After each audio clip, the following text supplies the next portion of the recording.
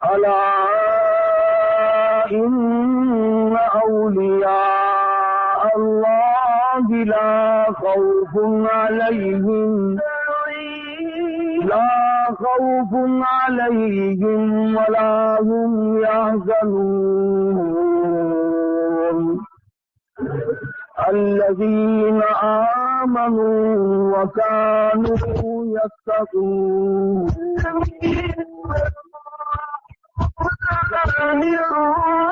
في الحياة الدنيا وفي الآخرة لا تبديل لكلمات الله ذلك هو الفوز العظيم ولا يحزنك قولهم إن العزة لله جميعا هو السميع العليم صدق الله مولانا العلي العظيم وصدق رسوله النبي الكريم ونحن على ذلك لمن الشاهدين والشاكرين والحمد لله رب العالمين اللهم صل على محمد وعلى آل محمد كما صليت على إبراهيم وعلى آل إبراهيم إنك حميد مجيد اللهم بارك على محمد وعلى آل محمد كما باركت على إبراهيم وعلى آل إبراهيم إنك حميد مجيد قرآن کریم کی یہ آیات جو اس وقت تلاوت کی گئی 11ویں پارے سورۃ یونس کی چند آیات ہیں. خداوند کریم نے ان آیات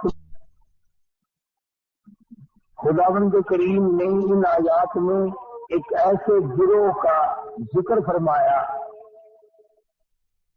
ایک ایسے طبقے کی پہچان بتلائی، ایک ایسی جماعت کی شناخت بتلائی جن کو ہم سب کی زبان میں اولیاء اکرام رحمہم اللہ علیہ مجمعین کہتے ہیں. ولی کے لفظی معنی دوست کے ہیں، وارث کے ہیں. ولی اللہ کے معنی اللہ کا دوست، اللہ کے دین کا وارث. بنگلے کوٹھی جائیداد مربع اقتدار جاہ و حشم پیدا کرنے سے ولی نہیں بنا کرتا، بلکہ ولی تو اللہ اور اس کے رسول صلی اللہ علیہ وسلم کی غلامی سے بنتا ہے. جتنا شریعت کا زیادہ تابع دار ہوگا اتنا ہی بڑا ولایت میں مقام رکھتا ہوگا.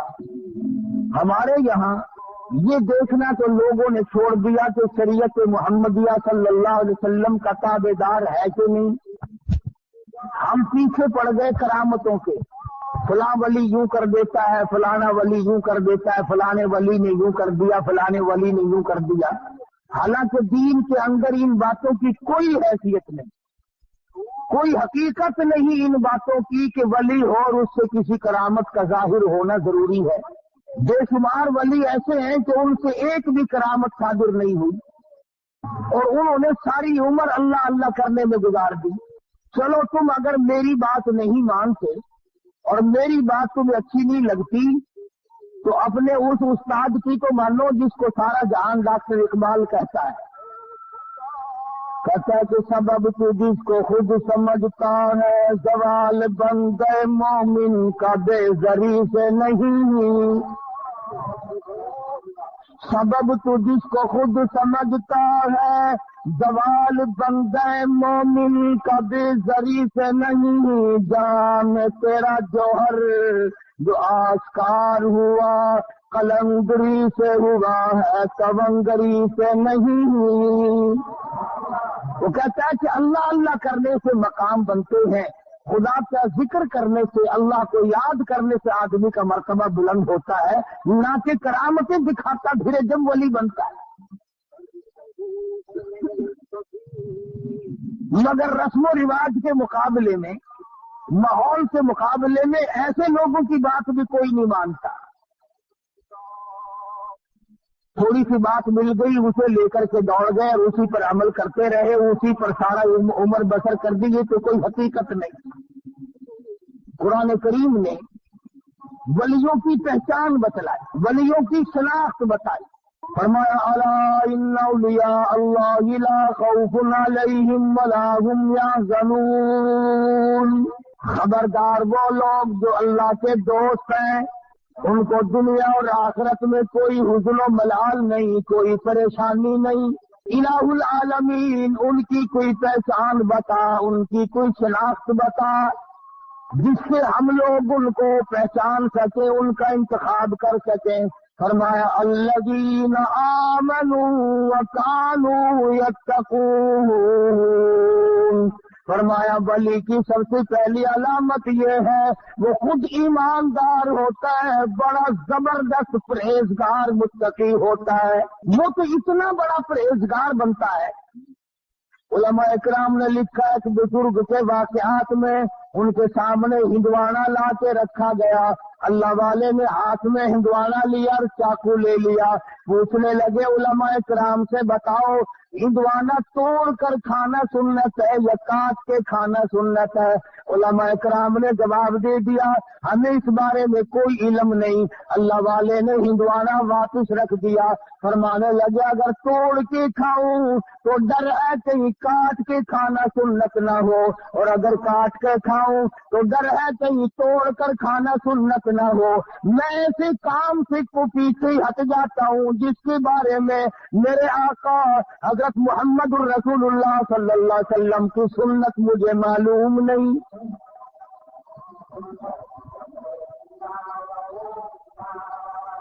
ये जितने भी वली गुजरे हैं, इन्होंने, मैं कसमिया कहता हूं, एक ने भी सुन्नत का तर्क नहीं किया।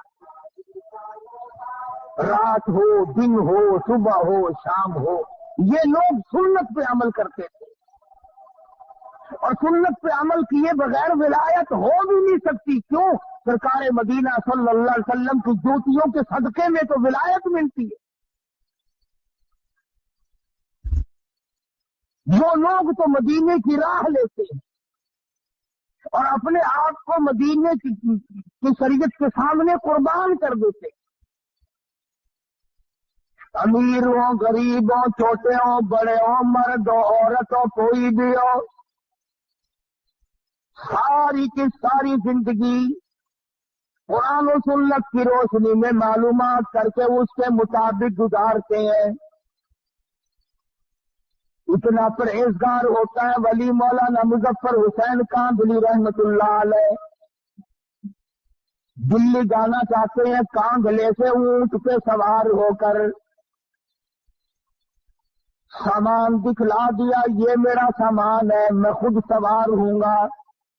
एक आदमी आके कहता है, मौलाना ये रुक्का मेरा दिल्ली कागज का पुर्जा एक आदमी को पहुंचाना है। मौलाना फरमाने लगे, बैठ जाओ, ऊंट वाला आवेगा, मैं उससे पूछूंगा, जितना सामान मैंने तुझे उसको दिखा दिया है और अपना बता दिया है, उससे ज्यादा वो एक कागज के पुर्जे का वजन रखने की इजाजत देता है कि नहीं?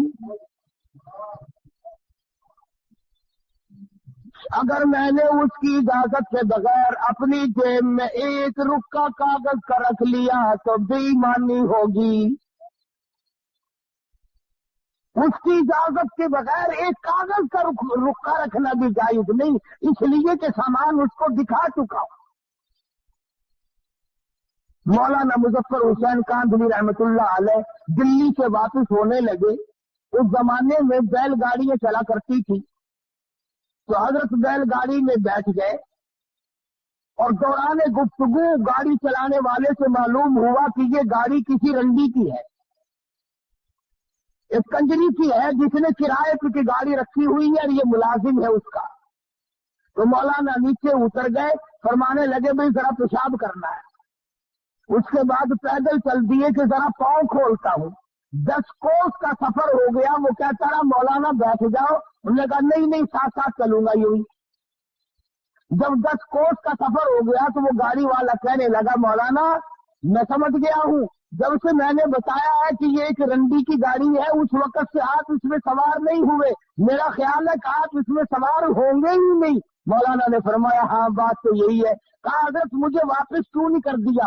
फरमाया, बैठा इसलिए नहीं कि गाड़ी कंजरी की है, और तुझे वापस इसलिए नहीं किया कि मामले के खिलाफ हो जाएगा।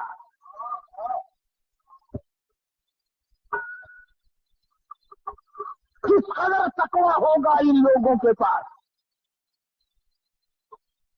जो अपनी जिंदगी के एक एक लम्हे में अल्लाह और उसके रसूल की शरीयत मुकद्दसा का लिहाज करते थे।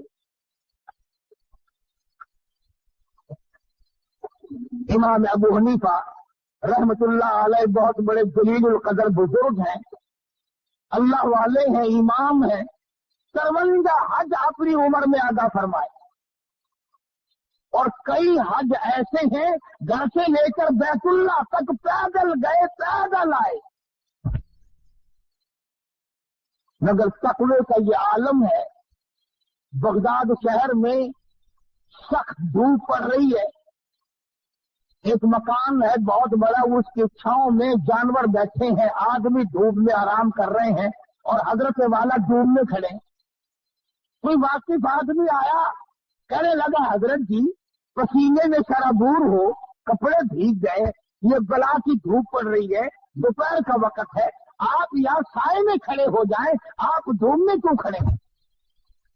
सुभान अल्लाह फरमाने लगे, जिसके मकान का ये साया है, जिसके मकान की ये छांव है, मैंने इस मकान वाले से कर्ज लेना है, डरता हूं उसकी किसी चीज से फायदा उठाया सूद ना हो जाए। कितना तकवा था इन हजरात का। इमाम अहमद बिन हम्बल रहमतुल्लाह अलैह बहुत बड़े जलील कदर वली हैं। खादिम को एक और बात मेरी याद रखना, नफल पढ़ने से भी वली नहीं बनता, मामलात के अंदर साबित कदमी हो तब वली बनता है। मैं अगर सारी रात नफिल पढ़ूं और सुबह उठ करके 100 रुपए किसी से ठगी के मार लूं, मेरे नफलों का क्या बना? मैं रात दिन कुरान करीम की तिलावत करूं और सुबह उठकर किसी का हक गसब कर लूं, तो मेरी तिलावत का क्या बना? असल बात मामले की है। इमाम अहमद बिन हम्बल रहमतुल्लाह अलैह जैसा जलीलुल कदर आदमी, जिसने अल्लाह की कुरान के लिए 2 साल तक मुसलसल दुर्रे खाए, खादिम को भेजा तो बाजार से दाल ले आ। वो 1 पैसे की जरा सी दाल लाया करता था। उस दिन ऐसा मौका बना कि जब लेने के लिए कटोरा लेकर खादिम दाल लेने बाजार में आया तो कई दाल बेचने वाले बैठे थे। एक ने कहा पैसे का 1 चमचा, दूसरे ने कहा पैसे के 2 चमचे, तीसरे ने कहा पैसे के 3 चमचे, चढ़ते चढ़ते 5 चमचों पे चले गए तो वो कटोरा भर के लाया 1 पैसे का। मेरे जैसा होता तो बिस्मिल्लाह पढ़ के होते लगाता कि अच्छा और ज्यादा मिल गई। इमाम अहमद बिन हम्बल रहमतुल्लाह अलैह ने पूछा कि पैसा तो 1 दिया था, ये इतनी सारी दाल कैसे आ गई?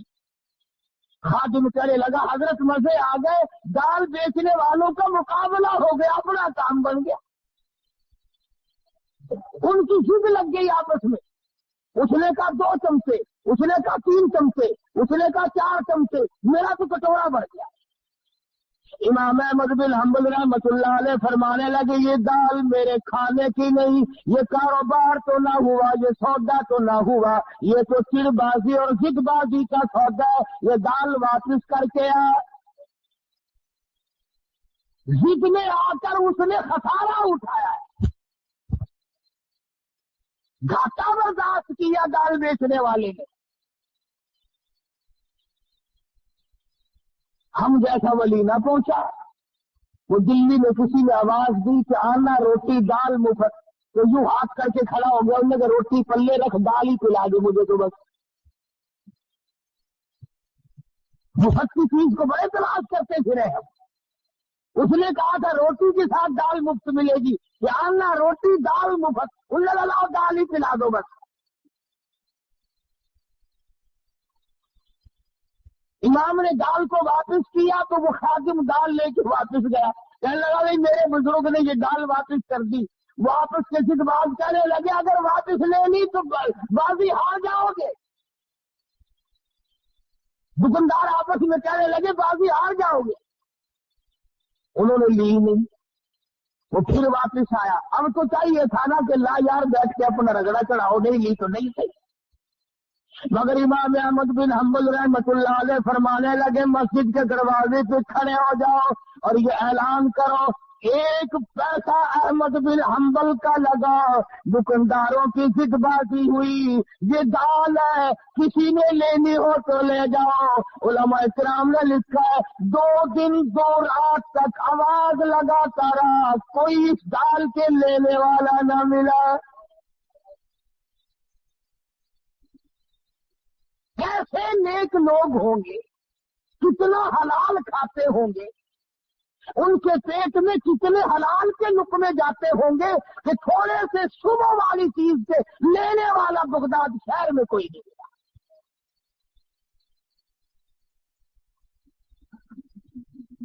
امام ابو حنیفہ رحمۃ اللہ علیہ کے سامنے ایک آدمی آیا، پوچھا کیا بات ہے؟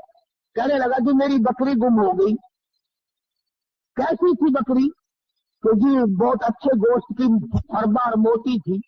امام ابو حنیفہ رحمۃ اللہ علیہ نے معلوم کیا کہ بکری کی زیادہ سے زیادہ عمر کتنی ہوتی ہے، کسی نے بتلایا ماہر نے کہ 7 برس۔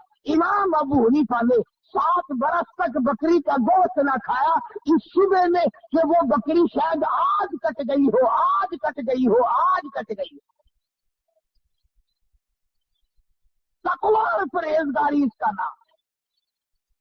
کپڑے کی تجارت کیا کرتے تھے امام صاحب، ایک تھان میں کوئی نقص تھا، ملازم نے پوری گٹھڑی کا سودا کر دیا اور وہ چلی گئی۔ امام صاحب نے پوچھا کہ اس میں ایک تھان تھا، اس میں نقص تھا، تم نے وہ بتایا اسے؟ کہنے لگا جی میں تو بھول گیا بتلانا۔ فرمایا کہ اس گٹھڑی، وہ جو گٹھڑی ہے وہ تمام سے تمام کی رقم جتنی بھی ہے اب کیسے مختص کیا جائے کہ یہ پیسہ اس گھٹیا تھان کا ہے اور یہ پیسہ اچھے تھانوں کا ہے؟ فرمایا اعلان کرو ابو حنیفہ کی کپڑے کی گٹھڑی کی قیمت ہے، ایک تھان اس میں گھٹیا تھا، اس کے پیسے بھی بیچ میں ملے ہوئے ہیں۔ علماء نے لکھا ہے خادم کئی شہروں میں پھرا، اس گٹھڑی کی قیمت کو اللہ واسطے لینے والا کوئی نہ ملا۔ آج تو ہمیں سود کے پیسے لا دیں آپ، جزاک اللہ جزاک اللہ، لاؤ جی لاؤ جی لاؤ جی لاؤ جی، کون پوچھتا ہے کہ کیسے کما کے لائے؟ فرمایا الذین آمنوا وکانوا یتقون، وہ لوگ جو ایماندار ہیں، پرہیزگار ہیں، اپنی زندگی کو پرہیزگاری کے تحت گزارتے ہیں، خوف خدا ان کے ملحوظ خاطر ہے، صبح کو ڈرتے ہیں شام کو ڈرتے ہیں۔ ان کی علامت یہ بھی ہے والذین یبیتون لربہم سجدا وقیاما، وہ لوگ اللہ والے ہیں جن کی راتیں، جن کی تمام تر ساتھ ہے اللہ اللہ کرنے میں، خصوصاً پچھلی رات ان کی مصلی پہ گزرتی ہے۔ آج تو معمولی قسم کا آدمی اللہ اللہ کرنے کے لیے تیار نہیں، آج مزدور اللہ اللہ کرنے کے لیے تیار نہیں، آج معمولی سا ملازم خدا کو یاد کرنے کو تیار نہیں، آج تھوڑا سا زمین کا مالک، کچھ کاروبار کرنے والا تاجر اللہ کو یاد کرنے کے لیے تیار نہیں۔ ایک وقت ایسا تھا ہندوستان پر پوری حکومت ہے، ہندوستان کا حکمراں بھی ہے اور اپنے زمانے کا ابدال بھی ہے۔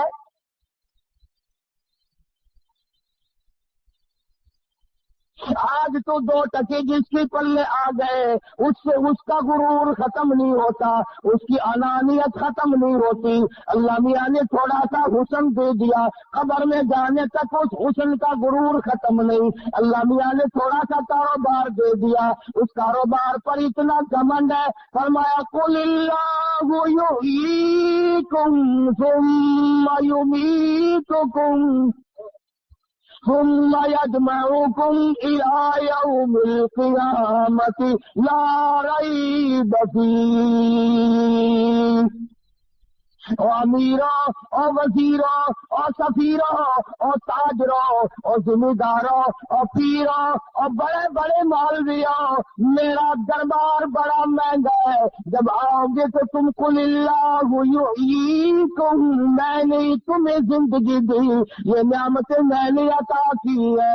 ثم یمیتکم، میں تمہیں برباد کر دوں گا.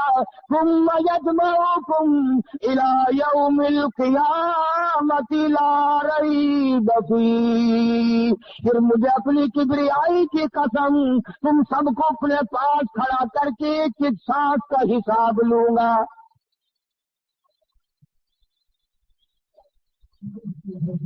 اب تو نہ معلوم میرے اور تیرے دل کو کیا ہو گیا، ہماری آنکھوں کو کیا ہوا، ہمارے دماغ کو کیا ہو گیا. خدا کی قسم ایک ولی کی تمہیں بات سناؤں حیران ہو جاؤ گے. خواجہ قطب الدین بختیار کاکی سب کہہ دو رحمت اللہ علیہ، بہت بڑا ولی ہے. بابا فرید الدین شکر گنج رحمت اللہ علیہ پاک پٹن شریف والوں کا پیر ہے، بڑے بڑے ولیوں کا پیر ہے، بڑے بڑے بزرگوں کا پیر ہے. خواجہ قطب الدین بختیار کاکی رحمت اللہ علیہ دلی میں بہت بڑے ولایت کے منصب پہ فائز ہے. موت تو پیروں کی بھی آتی ہے، موت تو مولویوں کی بھی آتی ہے. میں نے سنا ہے کہ صدروں کی بھی موت آ جاتی ہے، میں نے سنا ہے گورنر بھی مر جاتے ہیں، میں نے یہ بھی سنا ہے کہ وزیروں کے بنگلے بھی سنسان ہو جاتے ہیں، میں نے سنا ہے بڑے بڑے تاجروں سفیروں کی کوٹھیاں ویران ہو جاتی ہے.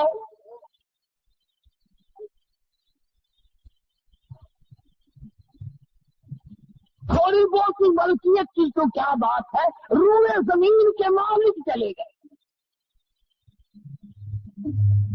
زمین اتنوں کو کھا گئی اور کبھی ڈکار نہ لی.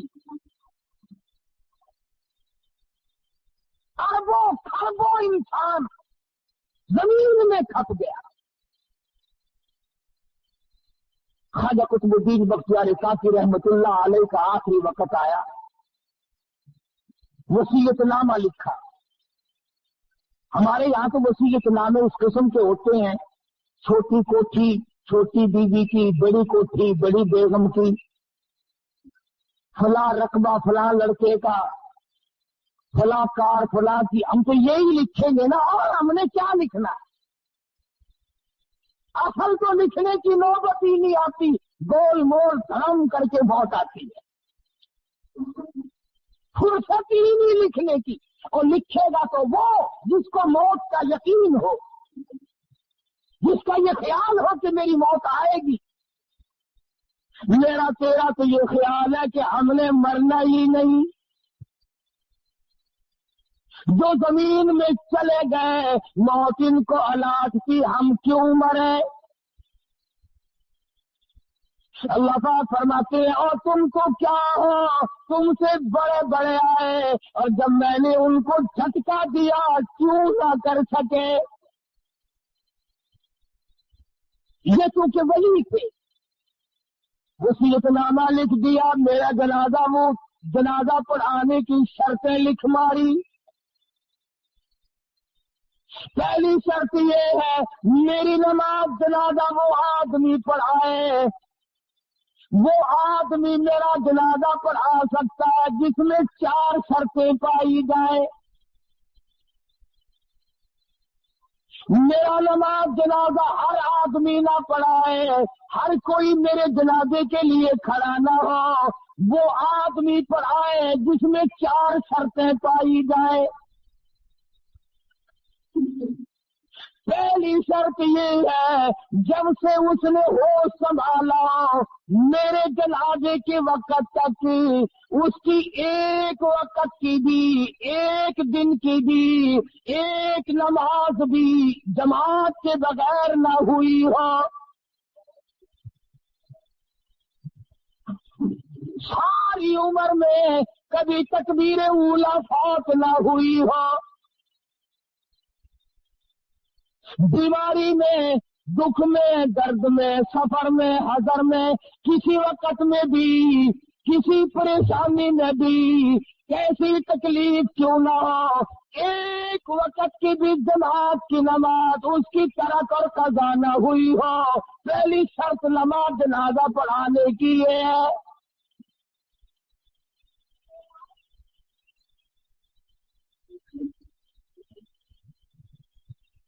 उस जमाने में लोग ऐसे मिल जाया करते थे। इमाम अबू हनीफा रहमतुल्लाह अलैह के वाक़यात में लिखा है 40 बरस तक ईशा के वुजू से फजर की नमाज पढ़ी। ऐसे लोग, अल्लामा अयूब सख्तानी रहमतुल्लाह अलैह के वाक़यात में लिखा है कि सारी उम्र में एक दिन एक रकात निकली और वो भी माँ बड़ी बीमार थी, उसको दवा पिलाने में देर हो गई। सारी उम्र रोया करते थे कि मेरी एक रकात कज़ा हो गई सारी उम्र में जमात की। हमें जमात की परवाह भी नहीं। उलमाए किराम ने लिखा जमात बहुत बड़ी शय। अब्दुल्लाह बिन उम्मे मक्तूम रज़ियल्लाहु तआला अन्हु मदीना मुनव्वरा में नाबीना सहाबी है, मदनी करीम सल्लल्लाहु तआला अलैहि वसल्लम की खिदमत आलिया में हाजिर हुआ। अर्ज करने लगा, या रसूल अल्लाह, मेरे माँ बाप आप पे कुर्बान हो जाए, मोहताज हूँ, माजूर हूँ, मजबूर हूँ, नाबीना हूँ, ठोकरें लगती है, चक्कर भी लग जाती है, नमाज के लिए आता हूँ, अगर आप इजाजत दें तो मैं घर में नमाज अदा कर लिया करूं। रहमत दो आलम सल्लल्लाहु अलैहि वसल्लम ने फरमाया, हाँ तू मजबूर है, घर में नमाज अदा कर लिया कर। वो अभी पूछ कर 10 कदम न गया होगा तो जिब्रील अमीन तशरीफ लाए। अर्ज किया, या रसूल अल्लाह, आपने अब्दुल्ला बिन उम्मे मक्तूम को घर में नमाज पढ़ने की इजाजत दे दी, हालांकि ऐसे लोगों की वजह से दूसरों की नमाज कबूल की जाती है। ऐसों की वजह से तो दूसरों की नमाज मकबूल होती है, आपने इसको घर में नमाज की इजाजत क्यों दी? वापस बुलाया और फरमाया, अब्दुल्ला अजान सुनते हो? जी हाँ या रसूल अल्लाह सुनता हूँ। फरमाया, फिर तो मस्जिद में आना ही पड़ेगा।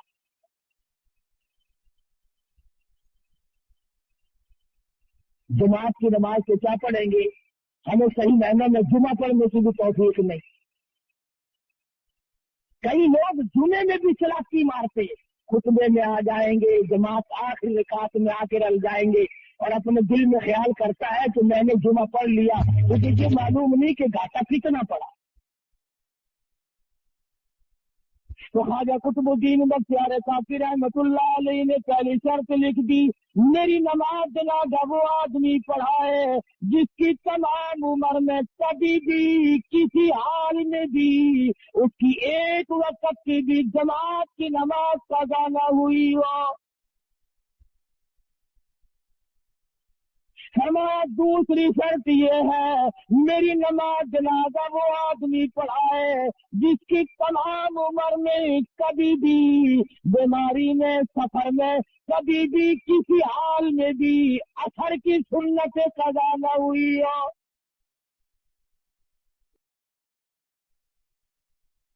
अब ये गली है जो खुद चाचा शर्तें अपने जनाजे के लिए लिख रहा है। हमारा मेरी नमाज जनाजा वो आदमी पढ़ा सकता है जिससे फर्ज तो क्या, वाजिबात तो क्या, जरूरी नमाज तो क्या, असर की सुन्नतें जो नफिल के दर्जे में वो भी कभी उससे कज़ा न हुई हो।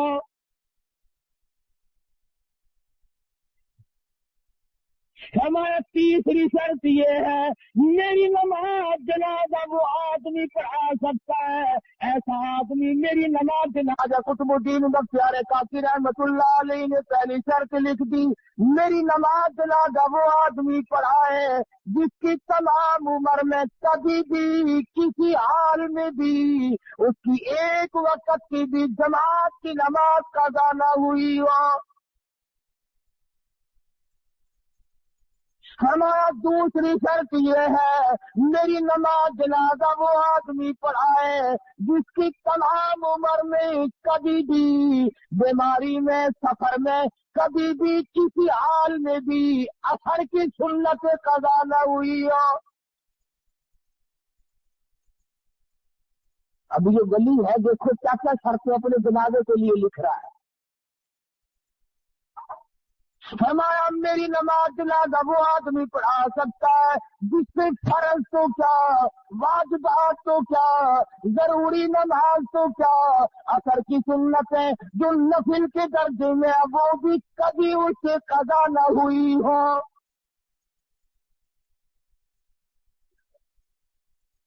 ہمارا تیسری شرط یہ ہے میری نماز جنازہ وہ آدمی پڑھا سکتا ہے ایسا آدمی میری نماز جنازہ پڑھائے جس کی ساری عمر میں کبھی بھی کسی حال میں بھی تہجد کی نماز قضا نہ ہوئی ہو۔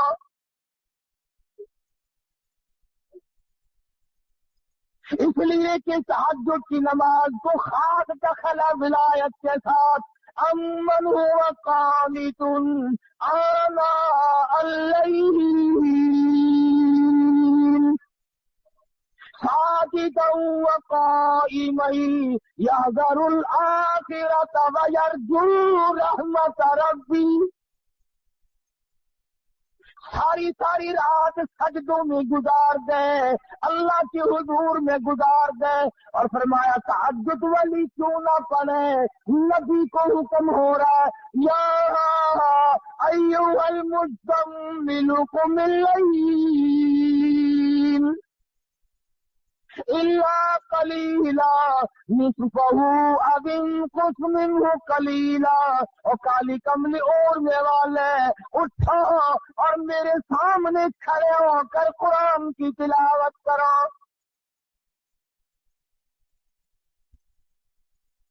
نبی کو خدا حکم دیتا ہے کہ رات کو اٹھ کر میری یاد کر۔ ولی ساری رات عبادت میں گزارتا ہے۔ ہمارے زمانے کے بعض پیر سے پوچھو نا حضرت جی نماز نہیں پڑھتے، آخر میں مدینے میں پڑھ کے آنا، میں مدینے میں پڑھ آیا۔ روٹی اتھو رگڑتا ہے، سارے کھانے کے پینے کے پہننے کے سارا رگڑا اتھوں چاڑتا ہے کہ نماز مدینے میں پڑھتا ہے۔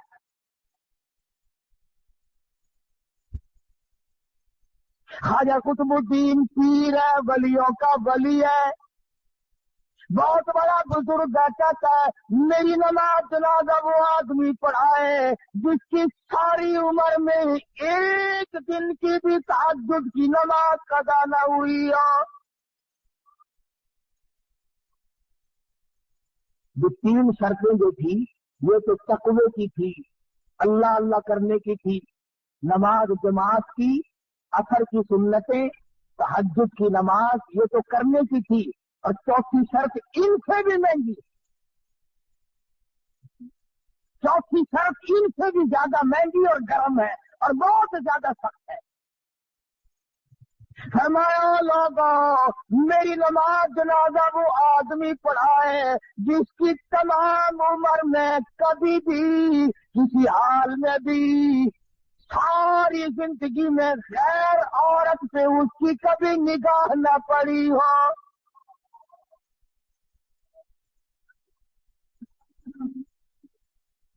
میری نماز جنازہ وہ آدمی پڑھائے جس نے ماں بہن بیٹی بیوی کے سوا پانچویں عورت کو نگاہ سے نہیں دیکھا۔ یہ مسئلہ سب سے زیادہ مشکل ہے، انتہائی مشکلات میں سے ایک یہ مسئلہ مشکل ہے کہ کوئی غیر عورت کو نہ دیکھے۔ تم اگر نہ دیکھنے کی کوشش کرو گے تو وہ چکر مارتی ہے، کرے کیا؟ بچے کیسے جاؤ گے؟ بعض بے وقوف لوگوں کو کہتے ہوئے سنا ہمارے گھر کے تو بہت سیانے اور ہوشیار ہیں جی، اپنے بھی میرے بھی کپڑے خود ہی لے آتے ہیں، گھر کا سودا پتا بھی خود ہی لے آتی ہے۔ کیا انسانیت ہے، یہ مردانگی ہے۔ تیرا کیا मर्द पड़ा हुआ, औरत की कमाई खा के गुजारा करने वाला कभी मर्द हो सकता है? डूब के मर जाना चाहिए ऐसे मर्द को जो औरत की कमाई खाता हो।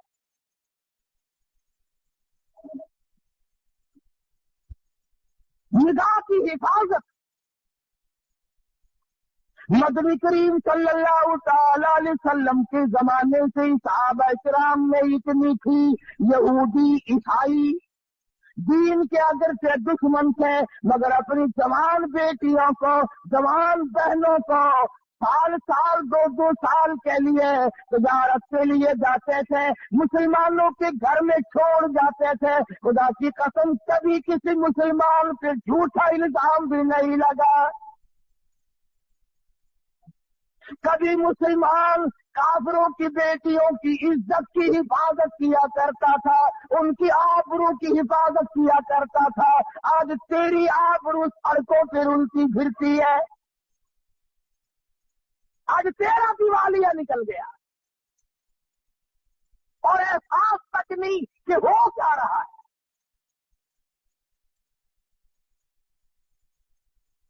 मिस्र के कमांडर ने, फारूक आजम रज़ियल्लाहु ताला अन्हु का जमाना और दौर है, मिस्र के कमांडर ने खत लिखा फारूक आजम को कि हजरत एक बहुत बड़ी मुश्किल आ पड़ी, एक बहुत बड़ी परेशानी आ पड़ी, उसका इलाज लिखो, मैं तो बड़ा परेशान हूं। और वो ये कि मेरी फौज, मुसलमान फौज एक इलाके से गुजरनी है और रास्ता कोई नहीं। ईसाइयों ने साजिश की है, ईसाइयों ने तकदीर बनाई, मकर किया है, और वो ये कि सैकड़ों लड़कियों को इकट्ठा किया, खूबसूरत लड़कियों को इंतखाब करके छांट के उनको लाया गया, उनको आरो संगार किया गया, उनको ज़ेबतन किया गया, उनको गाना बजाना और जानत नागात गाना बजाना ये मजलिस चलाई। मुसलमान जब कौम फौज इधर से गुजरेगी तो ये लड़कियां नाचेंगी गावेंगी ताकि मुसलमान के दिल में मैल आ जाए। और मुसलमानों काफिर का भी अकीदा है कि अगर मुसलमान के दिल में मैल आ गया तो इसका बेड़ा गर्क हो जाएगा। काफिर का यह अकीदा है, पर आज तेरा अकीदा नहीं, तू बचता नहीं। हर घर से कंजरी की आवाज आती है, हर घर से कंजर की आवाज आती है। बहू बेटियां भी, बड़े छोटे अमीर गरीब, सफेद दाढ़ी आ गई, मौत का पैगाम मुंह पे मौजूद है। कहता तल मेरा सा पड़ गया, तीरी से गर्दन झुक गई, अब तो झुक है शरकत खुदा के सामने। सफेद बाल आ जाने के बाद भी कंजरियों के गीत सुनकर बड़ा खुश होता है।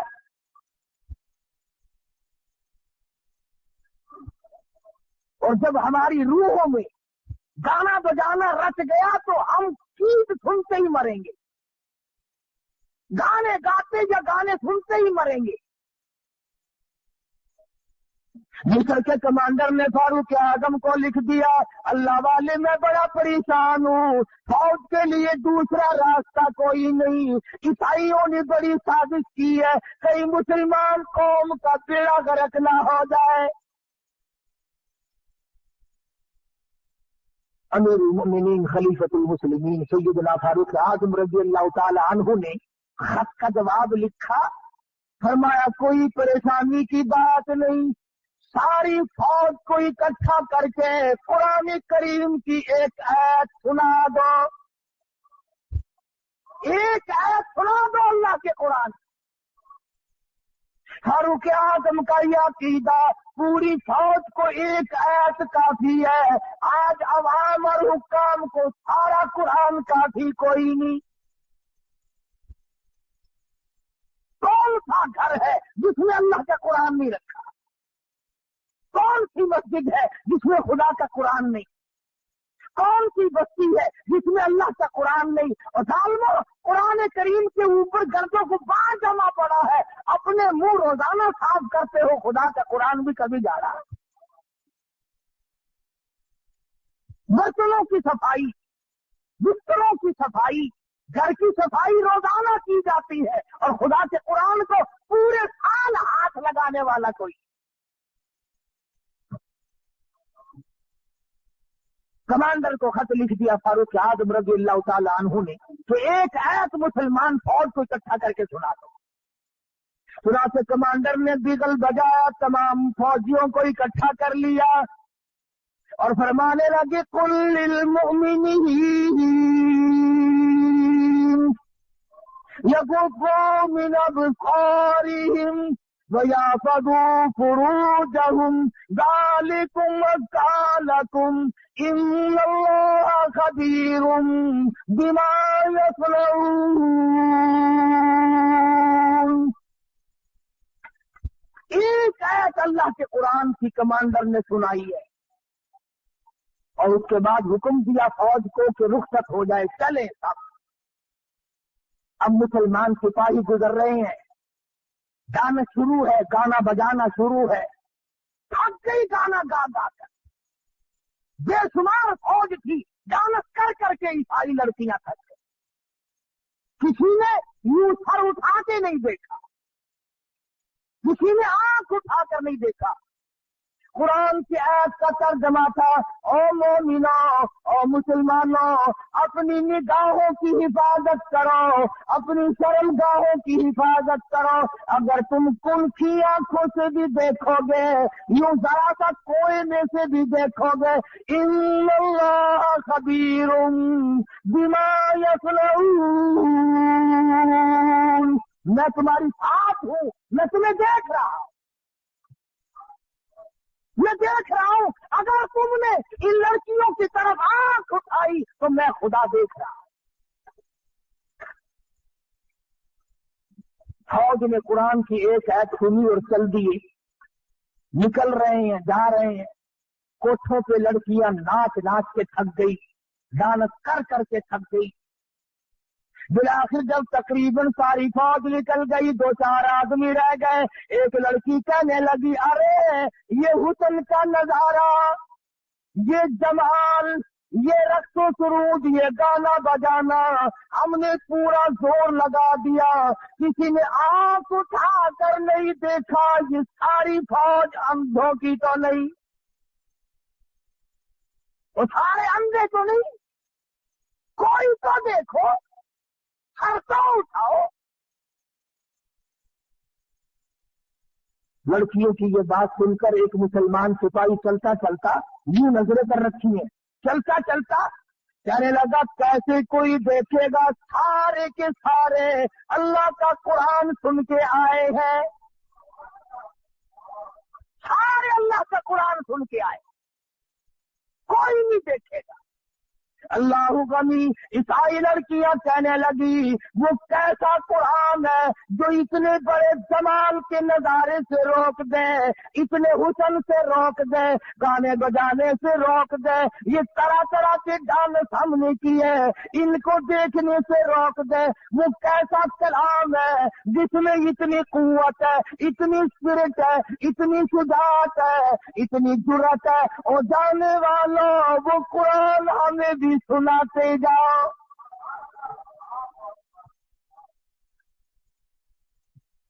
وہ خدا کا قرآن ہمیں بھی سناتے جاؤ.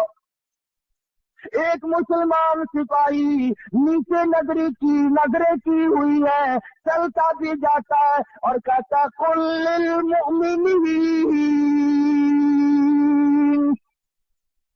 یغضوا من ابصارهم وَيَحْفَظُوا فُرُوجَهُمْ ذَلِكُمْ أَزْكَىٰ لَكُمْ إِنَّ اللَّهَ خَبِيرٌ بِمَا يَصْنَعُونَ.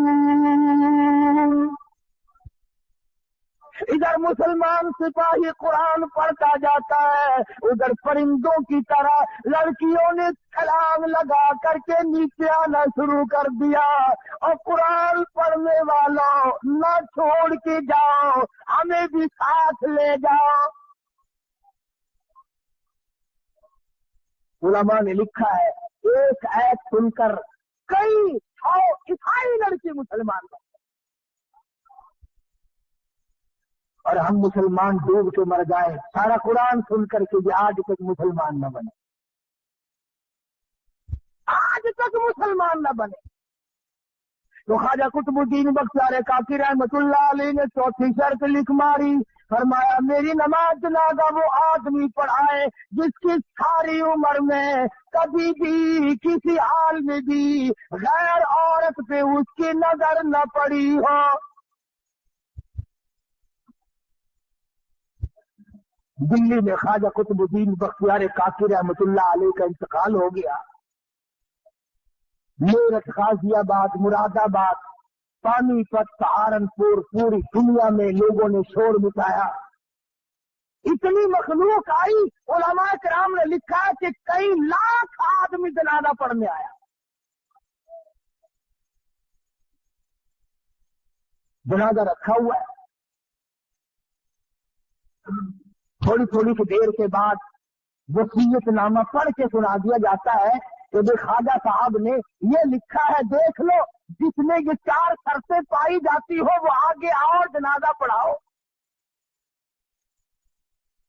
مفتی موجود تھے، قاضی موجود تھے، قاری موجود تھے، عالم موجود تھے، مگر اپنے اندر 4 شرطیں مکمل نہیں دیکھتے تھے، کسی نے ہمت نہ کی کہ آگے بڑھ کر جنازہ پڑھائے۔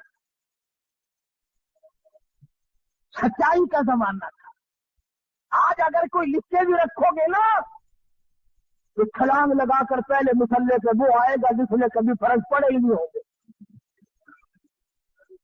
انہوں نے کہا چلو اور نہیں تو اخبار میں فوٹو تو آئے گا۔ ہاں کبھی آج شام کو جا کر کے سارے سرانے لکھ کے رکھ دو، بغیر جنازے کے جانا پڑے گا، پڑھانے والا ملے گا ہی نہیں انشاءاللہ۔ ان شرطوں والا تجھے ملنا ہی نہیں، اس وقت میں نہیں ملا تو آج کیسے ملے گا؟ خواجہ قطب الدین بختیار کاکی رحمت اللہ علیہ کا جنازہ رکھا ہے، سارا دن گزر گیا، علماء موجود ہے، محدثین موجود ہے، بڑے بڑے ولی موجود ہے، مگر کوئی جنازہ پڑھانے کی ہمت نہیں کرتا۔ بالآخر شام ہوئی، ایک آدمی اگلی صف میں سے نکلا اور خواجہ قطب الدین بختیار کاکی رحمت اللہ علیہ کے جنازے کے قریب پہنچا اور منہ سے کفن کا کپڑا اٹھا کے کہنے لگا، او اللہ والے، سمجھ گیا ہوں، جانتا ہوں کسے لکھ کے گئے ہو، کسے حکم دے رہے ہو، او خواجہ تجھے کیا ملا؟ میرا حال یا رب جانتا تھا یا خواجہ جانتا تھا، اور تجھے کیا ملا میرا راز فاش کر کے؟ میں چاہتا تھا تیرے سوا، میرے رب کے سوا میرا حال دنیا میں کوئی نہ جانے۔ میں نے مخفی زندگی گزاری ہے، اب بڑی مجبوری ہے، آپ نے شرطیں لکھ دی، اب اگر میں اپنا راز چھپاتا ہوں تیرا جنازہ پڑھانے والا کوئی نہیں، اور اگر تیرا جنازہ پڑھاتا ہوں پھر میرا راز باقی کوئی نہیں، یا میرا راز کھلتا ہے یا پھر تیرا جنازہ رہتا ہے۔ او خواجہ تجھے کیا ملا؟ خود رخصت ہو گئے، مجھے دنیا والوں کے سامنے رسوا کر گئے۔ میں چاہتا تھا تیرے سوا، میرے رب کے سوا میرا حال کوئی نہ جانے، میں یوں ہی اپنے رب کے حضور جانا چاہتا تھا۔ خواجہ قطب الدین رحمہ اللہ کے جنازے کے قریب کھڑے ہو کر آنسو بہائے اور منہ ڈھانپ کر آیا اور کہنے لگا، لوگوں اب خواجہ کا جنازہ تو میں پڑھاؤں گا ہی، صفیں درست کرو، میں نماز جنازہ پڑھاؤں گا، 4 شرطیں پائی جاتی ہیں، یقین کرو یہ کوئی صوفی نہیں تھا، یہ کسی مسجد کا امام نہیں تھا، یہ خطیب نہیں تھا، یہ علاقے کا پیر نہیں تھا، یہ کوئی حاجی نمازی نہیں تھا، بلکہ ہندوستان کا اس وقت کا حکمراں जिस वक्त ये शर्तनामा लिखा गया उस वक्त का पूरे हिंदुस्तान का बादशाह ख्वाजा शमसुद्दीन अल्तमश था।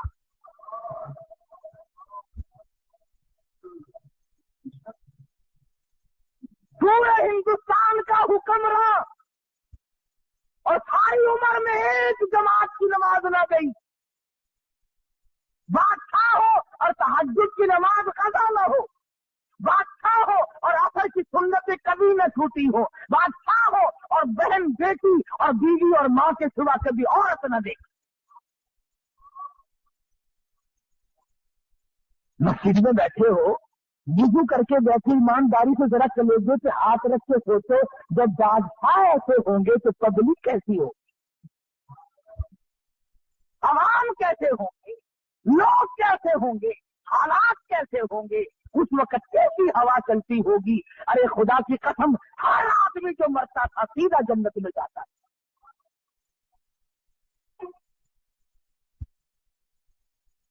अब मैं तुम्हें क्या बतलाऊं कि उनके बाद बादशाह कैसे कैसे आए और कैसे कैसे हैं। मेरी सारी तकरीर का नाश करके कोई लोग ये कह देंगे तो शास्त्री तकरीर शुरू कर दी। मैं कहता हूं कोई भी हो, वजीर हो, सदर हो, गवर्नर हो, कमिश्नर हो, जिम्मेदार हो, ताजिर हो, अरे मुसलमान बन के मरने की कोशिश करो, तुम्हें हो क्या गया। सुल्तान आलमगीर मुगलिया खानदान का बादशाह है। मुल्ला जीवन रहमतुल्लाह अलैह का जनाजा, इसके उस्ताद का जनाजा रखा है जामे मस्जिद दिल्ली के सामने। इन्होंने शर्त लिखी इस तरह की कि मेरी नमाज जनाजा वो पढ़ाए जिसकी सारी उम्र में कभी तहज्जुद कज़ा न हुई हो। आलमगीर की चीख निकल गई और फरमाया, लोगों सफे बांध लो, मैं पढ़ाऊंगा। अल्हम्दुलिल्लाह फकीर की सारी उम्र में कभी तहज्जुद कज़ा नहीं। अभी तुम सारे बैठे कह रहे होगे कि सारी बातें दिल्ली की करता है, बस मुल्तान की बता दूं। हाँ तुम सारे वली, मैं तो तुम सबको वली मानता हूं। हाफिज जमाल साहब का मजार मुल्तान में है। हाफिज जमाल रहीमहुल्लाह का मजार है ना। तारीख शाहिद है मुल्तान की कि हाफिज साहब ने यही शर्त, दो शर्तें लिखी। मेरी नमाज जनाजा वो पढ़ाए जिसकी असर की सुन्नतें सारी उम्र में कभी न छूटी और तहज्जुद कभी कज़ा न हुई हो। ये मुल्तान शहर की तारीख गवाह है। शुभ रात को इंतकाल हुआ, सारा दिन जनाजा लिए बैठे रहे, कोई जनाजा पढ़ाने की जरूरत नहीं करता। शाम हो गई, एक शख्स आया, उसके पैरों पे गर्द गुब्बार पड़ा हुआ था, कपड़ों पे गर्द गुब्बार था। ऐसा मालूम होता था कि दूर का मुसाफिर पैदल चल के आया। जनाजे के करीब खड़ा होकर कहने लगा, सफे दुरुस्त करो, मैं जनाजा पढ़ाऊंगा। सफे दुरुस्त करो, मैं जनाजा पढ़ाऊंगा हाफिज जमाल का रहीमहुल्लाह। मेरे तेरे जैसे दौड़े, वो जी सरकार जनाजा तो पढ़ाओगे, शर्तों का पता है। शर्तें बड़ी सख्त है, वरना सुबह से कब से दफना के फारिग भी हो गए होते। हम यूं लिए बैठे, सारा दिन गुजर गया। जनाब पता नहीं कहां से आए, चल के जनाजा पढ़ाने लग गए। फरमाने लगे, अल्हम्दुलिल्लाह जब से मैंने होश संभाला आज तक फकीर की तहज्जुद कज़ा नहीं हुई। फरमाया, आज तक जब से मैंने होश संभाला जिगर की असर की सुन्नतें मेरी कज़ा नहीं हुई। ओ अल्लाह वाले तू कौन है? फरमाने लगे, मैं खैरपुर टामा वाली से चल के आया हूँ, साथ का कुम्हार हूँ, खुदा बख्श मेरा नाम है।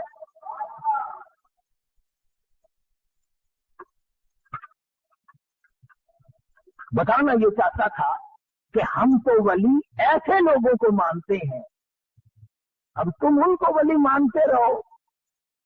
लड़की का लड़का बना दिया, लड़के की लड़की बना दी। सुनते वाला पीर है, तबले वाला पीर, हारमोनियम वाला पीर, मेरा कुरान वाला पीर, नबी की हदीस वाला पीर। हजरत मौलाना ख्वाजा खान मोहम्मद साहब दामद बरकातुहू मेरे पीर और मुर्शद हैं, खान का सराजिया वाले। खुदा की कसम मजलिस में बैठ के तो देख, اللہ یاد آ جائے۔